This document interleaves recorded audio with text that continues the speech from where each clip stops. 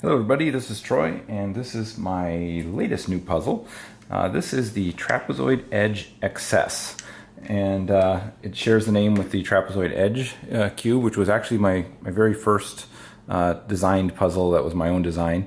This one was based off of a 3x3 mechanism, and in order to turn things, you've got the sides that turn here, but you can't turn these, so you have to do an offset, and then with the offset you're able to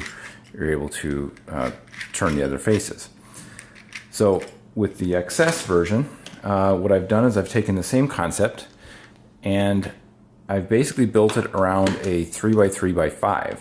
So you've got a non-proportional one at that. So you've got the thin layers here and then the full size layers as you go. So if we look at that, here, just as in the other one, we can turn on these faces.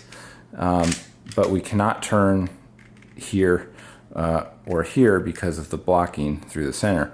So in order to do the rotations, we do need to do that offset, and then at that point we're able to rotate our other layers around.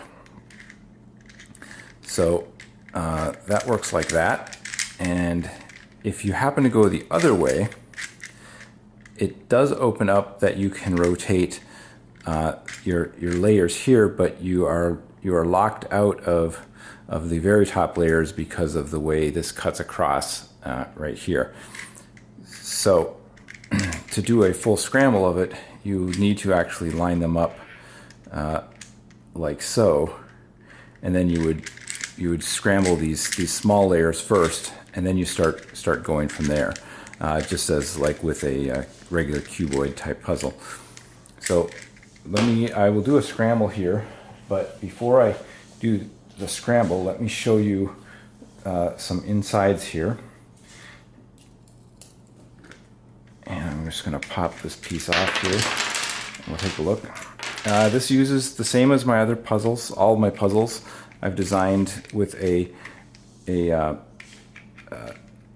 center cap that fits on by sliding on rather than going on from the end. It actually slides in with a bevel, and I'm trying to find that. There it is. So your caps will never come off. They slide on sideways like this, and I thought it'd be kind of neat to just put a different color in there so you can kind of see what that looks like. So this is the internal mechanism, which is basically a 3x3x5 internal mechanism. So what I'm going to do here is we will put these back together. That one's going to go there. And put this corner in right here. Fortunately, it's actually quite easy to assemble the pieces of, even though there's more pieces than a regular puzzle. Which is helpful because right now at this point I have not done a solve, and it may be a while before I tackle a solve on it. It's proving to be a bit of a challenge. Size of this. I showed you the size compared to the standard one. This is a 50 millimeter cube. The XS cube has gone up to 60 millimeters. This is a Volk, so it just puts it just slightly larger than a standard cube.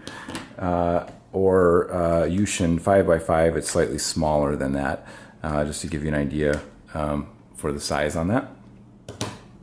All right, let's take a look at a scramble here. So in order to do a scramble, we're going to do our offset, and we're going to turn these layers to miscellaneous places, and then we're going to do two moves. Not 90 degrees, but a full 180 degree, so that we can continue to turn these small layers until I get to a point where I say, okay, that's fine. And I'm trying to get a good scramble here for you. And once you are happy with that basic scramble on those layers, then you can actually start doing the full scramble. And that is going to start looking like this. And as I said before, I have not attempted a solve on this yet. I've actually only had this puzzle completed for about an hour and a half now. but I have been playing with it before the stickers just to kind of get a sense for how things turned and everything. I think that's going to be a adequate scramble, but you can kind of get a sense for what that looks like. So this puzzle is the Trapezoid Edge XS, and I hope you enjoyed. Thank you.